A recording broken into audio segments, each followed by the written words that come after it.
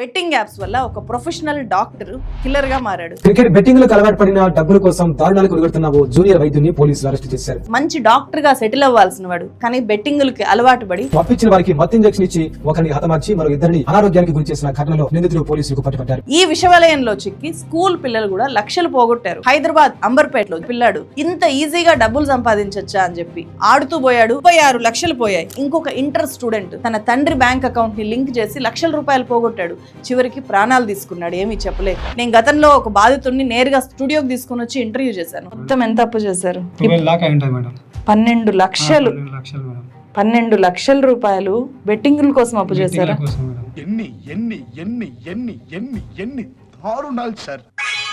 Yes, మరి నేను పెట్టిన 1000 రూపాయలకి 8000 అయితే నా దగ్గరకు వచ్చింది. నా అకౌంట్లో ఇప్పుడు మీరు చూసుకున్నట్లయితే 2800 ఉంటే 10,400 ఉన్నాయి. 1000 రూపాయలు బెట్టింగ్ పెట్టి జస్ట్ ఒకే ఒక క్లిక్ లో 8000 వచ్చినట్లు చూపిస్తే డబ్బులు సంపాదించడం ఇంత ఈజీనా అని చెప్పి చిన్న పిల్లలు కూడా టెంప్ట్ అవ్వకుండా ఉంటారా? చివరికి చిన్నపిల్లలే కాదు పెద్దవాళ్ళు కూడా టెంప్ట్ అవుతున్నారు, ప్రాణాలు తీసుకుంటున్నారు. కొంచెం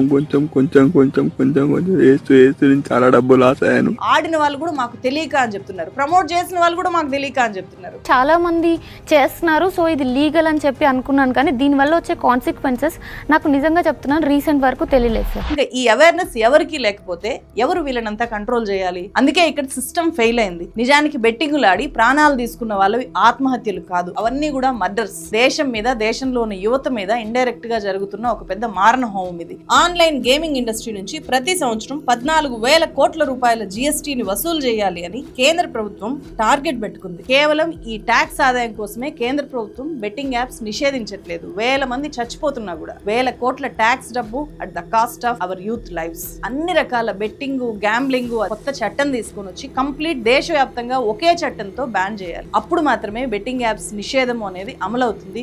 అప్పుడు ఎవరు ప్రమోట్ చేయకుండా ఉంటారు. మీరు ఏదైనా ఎండార్స్ చేసేటప్పుడు నేను చేసే ఈ ఎండార్స్మెంట్ మేలు చేస్తుందా, కీడు చేస్తుందా?